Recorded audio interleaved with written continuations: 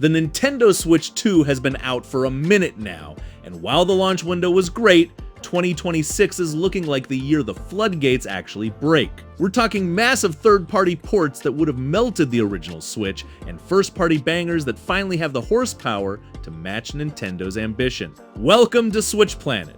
I'm Cyril, and today we're looking at 25 massive AAA titles locked in to hit the Switch 2 throughout 2026. The campaign will take you to diverse planets as you seek out the enemy's stronghold. So it finally happened after years of rumors, false starts, and fans screaming into the void. Nintendo just shadow dropped the announcement for a brand new Star Fox on the Switch 2. And honestly, it's about time, but here's the kicker. It's titled simply Star Fox, and it's a ground-up cinematic reimagining of the Lilith Wars. Yeah, we're heading back to Corneria again. Now, if you're counting at home, this is technically the 5th time we've been told to do a barrel roll through the same story. But before you roll your eyes, look at the footage. This isn't the stylized, almost toy-like aesthetic of Star Fox Zero. This is high-fidelity sci-fi. We're talking massive capital ships with actual scale volumetric clouds that aren't just for show. And fur tech on Fox McCloud that finally makes him look like a 2026 protagonist. The technical leap here is what's really doing the heavy lifting. Nintendo is leaning into that cinematic tag with a new prologue following James McCloud that finally gives some narrative weight to the Star Wolf rivalry. But they aren't just resting on nostalgia, they've added a gunner co-op mode, likely a peace offering for those who hated the Wii U's dual screen gimmick, and a new 4 vs 4 battle mode with actual objectives. Plus, there's this weird AR facial mapping feature for game chat.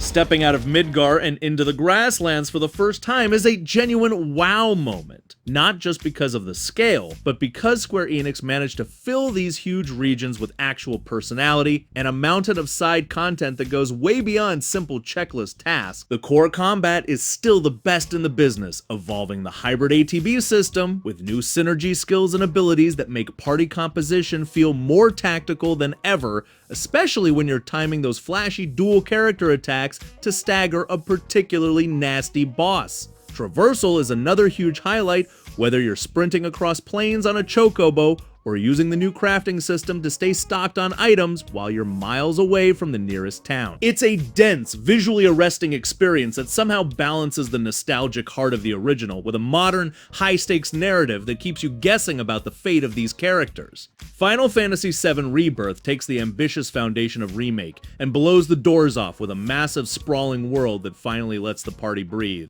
Keeping a low profile while navigating a crowd will help you find different paths to your objective. Developed by the Wizards at IO Interactive, the team behind the recent Hitman trilogy. This is an origin story that ditches the tired movie tie-in tropes for a grounded, incredibly tense look at how James Bond actually earned that 00 status. The gameplay is a brilliant evolution of the World of Assassination formula, but with a much higher emphasis on high-speed chases and gadget-heavy combat that feels punchy and dangerous. You're a silent ghost and blunt instrument, and the game constantly asks you to choose between a ghost-like infiltration or a cinematic, explosive getaway that would make a Hollywood director blush. The level design is the real star, taking you from rain-slicked European rooftops to high-stakes gambling dens that are packed with social stealth opportunities and environmental kills that feel uniquely Bond. It's got that signature IO polish where every mission is a massive, replayable puzzle box, but with a narrative weight and a cinematic flair that we haven't seen in a 007 title since the GoldenEye or Everything or Nothing days.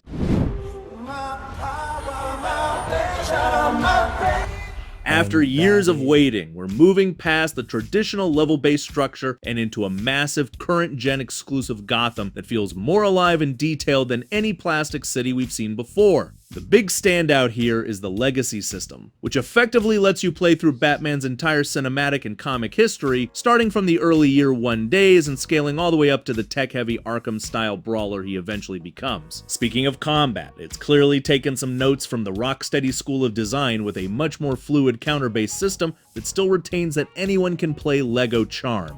The way the environment reacts to your gadgets is a massive step up too, because we're not just smashing bricks for studs anymore. We're using the physics to solve some surprisingly vertical environmental puzzles across a rain-slicked brick-built skyline. It's essentially a love letter to 3 generations of Bat fans, managing to balance the goofy humor of the 60s show with the grit of the modern films, and if you've been looking for a reason to return to Gotham, this is easily the most ambitious LEGO title since the Skywalker saga.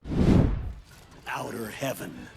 He's taken command of this immense army. Looking at the history of this franchise, it's honestly felt like a minor miracle that we're even getting to this point. But Metal Gear Solid Master Collection Volume 2 is finally doing the heavy lifting by bringing some of the most stranded games in history to modern consoles. The real headline here is obviously Guns of the Patriots, a game that was essentially trapped in PS3 purgatory for nearly 2 decades, now finally running on hardware that doesn't sound like a jet engine taking off. You're also getting the absolute tactical brilliance of Peace Walker, and even some deep cuts that haven't seen the light of day in years, all bundled with that signature polish we expect from a definitive archival release. It isn't just about the nostalgia, it's about the fact that these systems, the stealth mechanics, and Kojima's wild cinematic flair still feel ahead of their time even when compared to big budget releases today. Getting to play through the evolution of Big Boss and Snake with modernized controls and crisp resolutions is exactly the kind of win fans have been begging for, making this an essential pickup for anyone who wants the full, uninterrupted history of tactical espionage action in one place. Splatoon Raiders, a project that finally takes the vibrant, ink-soaked world of Inkopolis and drops it into a high-stakes extraction framework that feels like a genuine evolution for the series. Instead of the frantic 3-minute turf wars we're used to, this is a much more methodical, tense experience where you and a small crew are diving into abandoned, Octarian-infested zones to scavenge for rare gear and legendary Zapfish cores. The core mechanics of swimming through ink and claiming territory are still here, but they've been recontextualized as vital survival tools, because being able to disappear into a puddle of neon blue is often the only thing standing between you and a squad of rival players looking to steal your loot. The level design has taken a massive leap forward too, featuring sprawling, semi-open maps that reward verticality and clever pathfinding as you try to reach the extraction point before the ink storm closes in. It's that perfect mix of Nintendo's signature polish and the one more run addiction of a tactical shooter, offering a deep gear progression system that makes every successfully extracted piece of clothing or weapon feel like a major win. Right from the jump, the Duskbloods gives off that energy where you know things are about to go very wrong. Everything has this dark, heavy atmosphere, like you've stepped into a place where things went very wrong a long time ago and never really recovered. It leans into that slow burn style where exploration feels just as important as combat, and every new area has this sense of unease, like you're not supposed to be there. Combat looks more grounded and deliberate, not about spamming attacks, but actually reading your enemies, picking your moments, and dealing with the consequences if you mess up. There's a clear focus on tension here, not just through difficulty, but through how the game presents its world and story, giving you pieces instead of the full picture and letting you figure things out on your own. Visually, it sticks to that gothic, almost somber tone, and it really commits to it, which helps everything feel more cohesive. It's the kind of game that doesn't try to rush you, it wants you to sit in the atmosphere, take it in, and slowly uncover what's really going on. He was tall. He took something. So Indiana Jones and the Great Circle is finally making its way to the Switch 2 on May 12th, and it is a massive showcase for what this new hardware is actually capable of when a developer really optimizes for it. Bethesda and Machine Games have delivered a technical powerhouse that manages to keep the action remarkably smooth, looking staggeringly detailed even in the more demanding outdoor areas like the Vatican or the ancient pyramids of Egypt. The gameplay itself is much more of a first-person puzzle adventure that really leans into an immersive sim vibe, giving you the freedom to sneak around, wear disguises, or just use the environment to your advantage. You can grab almost anything to use as a weapon, whether it is a shovel, a wrench, or even a rolling pin. though you'll probably be relying on Indy's iconic whip to disarm Nazis and swing across gaps more than anything else. It really captures that classic Spielberg tone, and even though the stealth and hand-to-hand combat can feel a little janky at times, the sense of discovery and the high fidelity of the world make it a standout title. Bold warriors.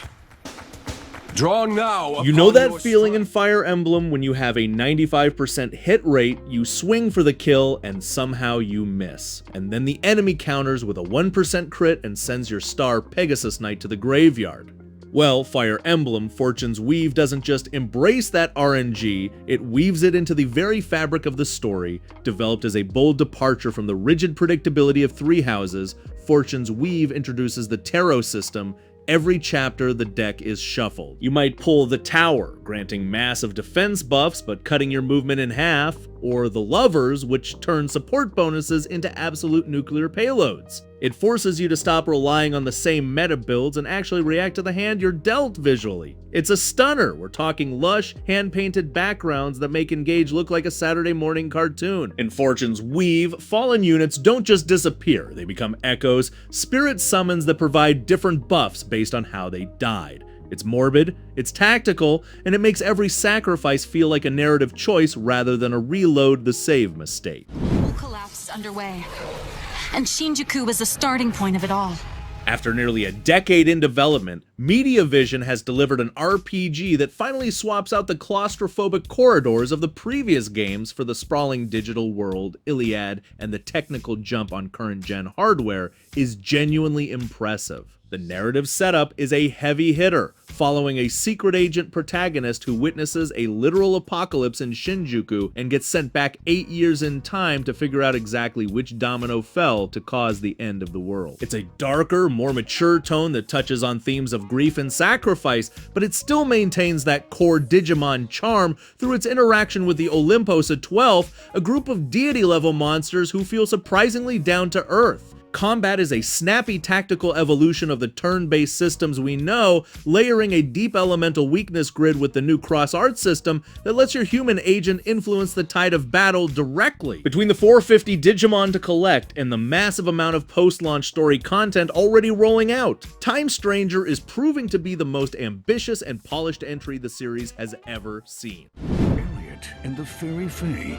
adventure across Philadelphia. The Adventures of Elliot, the Millennium Tales, a game that feels like a massive, heartfelt throwback to the golden era of 128-bit action platformers. While it might look like a simple mascot adventure on the surface, there's a surprising amount of mechanical depth hidden under that stylized, cel-shaded hood, particularly with the way the time manipulation mechanics are woven into the actual level design. You're literally shifting between different versions of the same environment across a 1,000-year span to solve puzzles and find hidden pathways that don't exist in the present.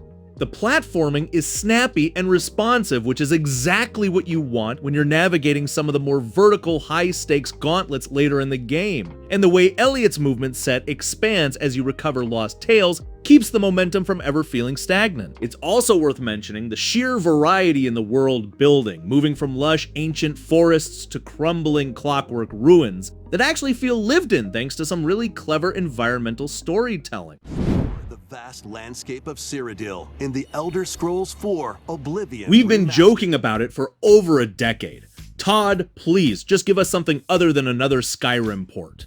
Well, the madmen finally did it. The Elder Scrolls 4 Oblivion Remastered is here, and it is so much more than just a lighting pass and a resolution bump. It's a time capsule that's been polished until it shines. The first thing you'll notice, the potato faces are officially a thing of the past. Bethesda has completely overhauled the character models while somehow keeping that weird, charming DNA of the original. Cyrodiil looks breathtaking. The Great Forest is actually dense now, and the Imperial City feels like a true capital rather than a quiet neighborhood. It's running on a modern engine, which means those infamous loading screens when entering houses practically gone. For the collectors and the preservationists, this is the big one. This isn't some launcher in a box. We're looking at a complete, fully loaded physical release that includes Shivering Isles, Knights of the Nine, and every single piece of DLC. Yes, even the infamous horse armor, right here. News or something? Squanch Games has clearly leaned into the bigger and weirder philosophy here, giving us a much more expansive set of alien worlds that feel less like linear hallways and more like dense, bizarre playgrounds full of hidden secrets and incredibly uncomfortable NPC interactions. The big draw is obviously the new roster of Gatlians, and the writing is just as sharp and meta as ever, with your guns constantly bickering about your playstyle and even commenting on the tropes of the sequel itself. Movement has seen a massive upgrade too, with a more fluid grappling system and a hover boot mechanic that makes the vertical exploration feel way more natural than the original. They've also refined the combat loop to be a lot snappier, adding more tactical depth to how you swap between your living weapons to chain together elemental effects and crowd control. It's a game that knows exactly what its audience wants, which is essentially a playable sci-fi sitcom with tight gunplay and a world that feels genuinely alive, even if most of the things living in it are trying to insult you. If you were a fan of the first game's brand of irreverent humor and creative world building, this sequel is a massive step up that proves there's still plenty of gas in the tank for this foul-mouthed universe.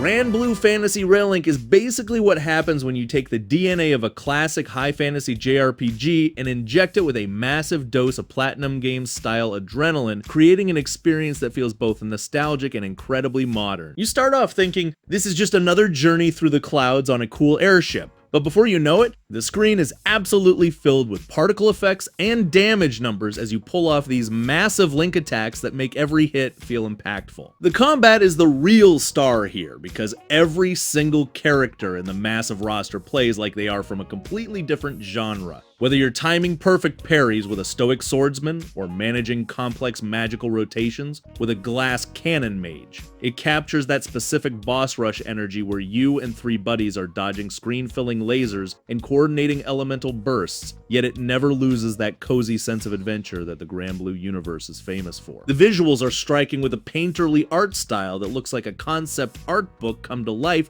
and even when the grind starts to kick in for that endgame loot, the sheer fluidity of the movement keeps you hooked.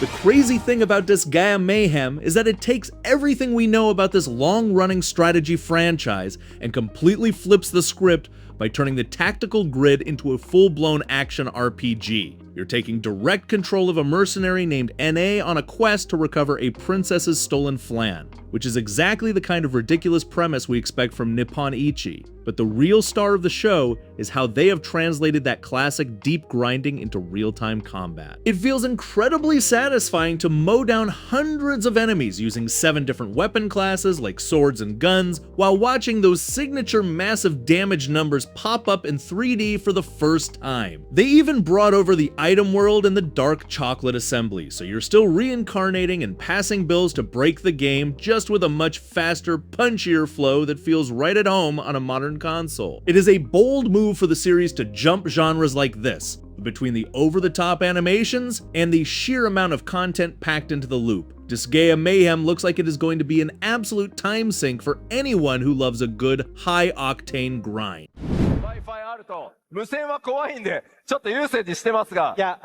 Bringing an MMO as massive and lore-heavy as this to a Nintendo handheld felt like a pipe dream for the longest time.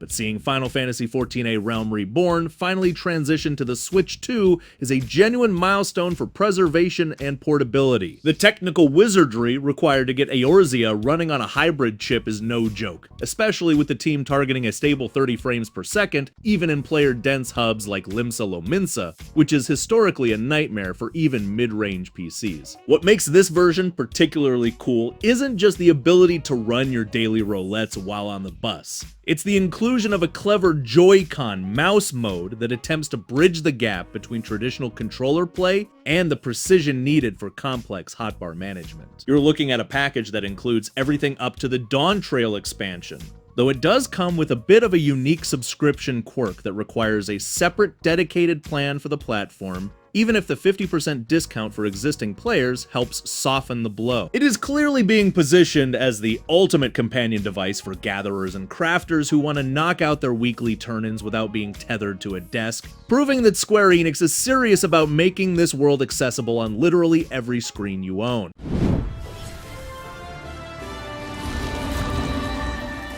Stepping back into a world of grand strategy and hexagonal warfare feels like a breath of fresh air, especially when a franchise with this much history finally gets a proper modern evolution. It moves away from previous settings to drop you into a brand new conflict against the rising Abyssal Empire, giving you 6 distinct nations to choose from, each with their own unique flavor of story and tactical depth. The gameplay loop is split into those satisfyingly dense organization and attack phases where you're managing resources and rallying massive monsters to hold your borders. Visually, the jump to current gen hardware and the Switch 2 brings a level of polish to the spell effects and battle maps that we haven't seen in the series before, all while keeping that classic high-stakes feel where a single bad positioning choice can cost you an entire unit. It is a massive, ambitious return for a series that knows exactly what its fans want, which is deep customization, complex political maneuvering, and a whole lot of dragons. Stray, the game that finally let everyone live out their hyper-specific dream of being a total menace of a house cat in a neon-drenched cyberpunk dystopia. What makes this game work so well isn't just the novelty of the protagonist, it's the way Blue 12 Studio nailed the movement, because jumping and navigating this vertical, decaying world feels incredibly deliberate and feline in a way that regular platformers just can't replicate. You aren't just a character with a cat skin, you are actually engaging with the world through cat logic, like scratching furniture, knocking over paint cans for no reason, and curling up for a nap in a patch of light. The environmental storytelling here is top-notch too, because as you explore the walled city and interact with the robotic inhabitants, you start to piece together a surprisingly emotional mystery about where the humans went and what it means to be alive. The contrast between the cold industrial machines and your soft organic presence creates this unique sense of vulnerability that keeps the tension high, especially when you're being chased by those terrifying Zurks.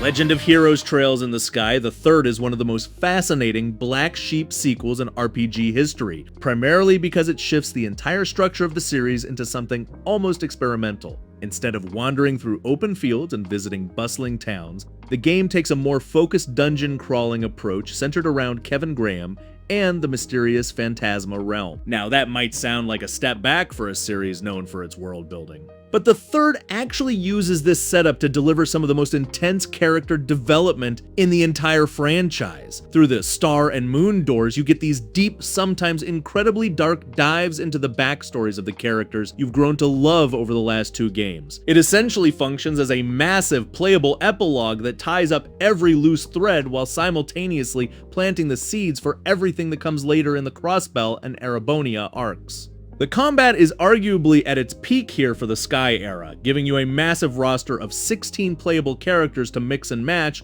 which leads to some truly broken and satisfying team compositions. Dana and Rena.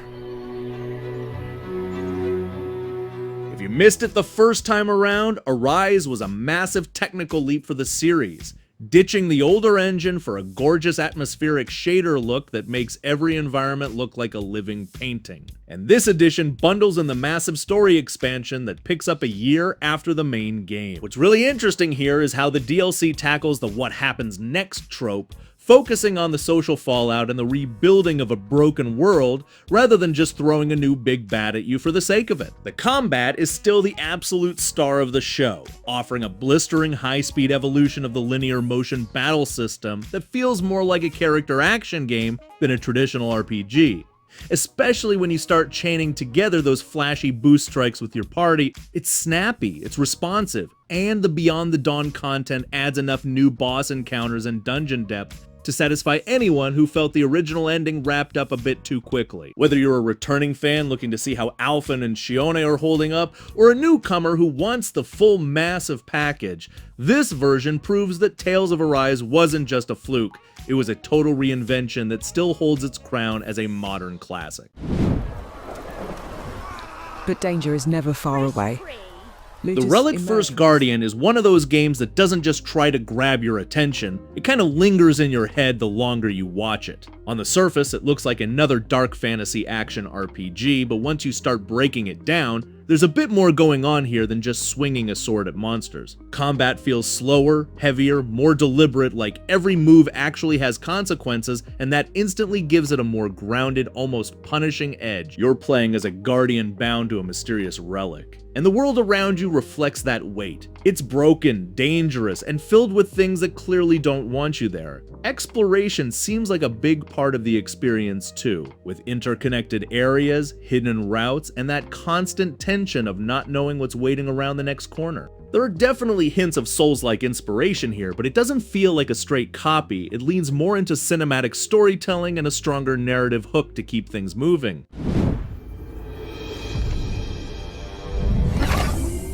You're back as Crypto, a foul-mouthed alien with zero patience and way too many weapons, basically treating humanity like one big sandbox experiment gone horribly wrong. Set in a ridiculous version of the 1960s, the game leans hard into conspiracy theories, Cold War nonsense, and jokes that absolutely do not care if they land or not. It just keeps throwing them at you anyway. The remake doesn't just make things look nicer, it makes the chaos feel smoother, movement is tighter, combat is faster, and your psychic powers are basically an invitation to mess with everything in sight. You're tossing people around, hijacking bodies like it's no big deal, and occasionally just calling in your UFO to remind the entire map who's in charge. It's dumb in the best way possible, and it knows it, which is why it works. If you want something serious, this is not that game. But if you want to run around causing absolute nonsense for no good reason, this one gets it done.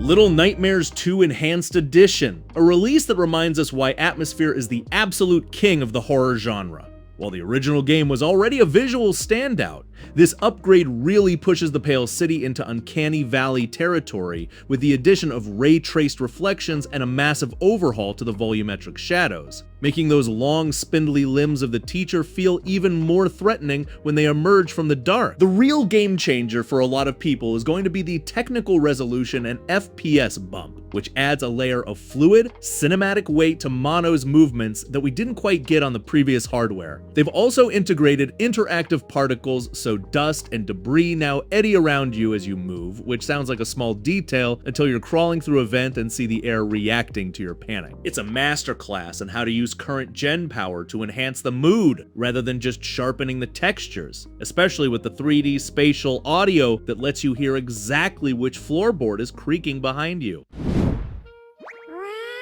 One day, on the island where Yoshi and his Right out of the gate, the first thing you'll notice is the art style, which pivots away from the yarn and cardboard of recent years in favor of a gorgeous watercolor pop-up book aesthetic that feels like you're playing through a lost piece of high-end concept art. The core hook here is the ability to flip the pages of the environment, which doesn't just change the background, it actually alters the physics and gravity of the level in real time. It's one of those how did they think of that mechanics that feels incredibly intuitive once it's in your hands, especially when you're trying to hunt down every last hidden collectible. The difficulty curve is surprisingly tight for a Yoshi game, because while you can breeze through the story, the late game page flipping puzzles require some genuine spatial awareness and quick reflexes. It's a mechanically dense, visually stunning evolution of the franchise that reminds us why Yoshi is more than just Mario's ride. And honestly, if this is the direction Nintendo is taking their B-tier icons, we are in for a very good year.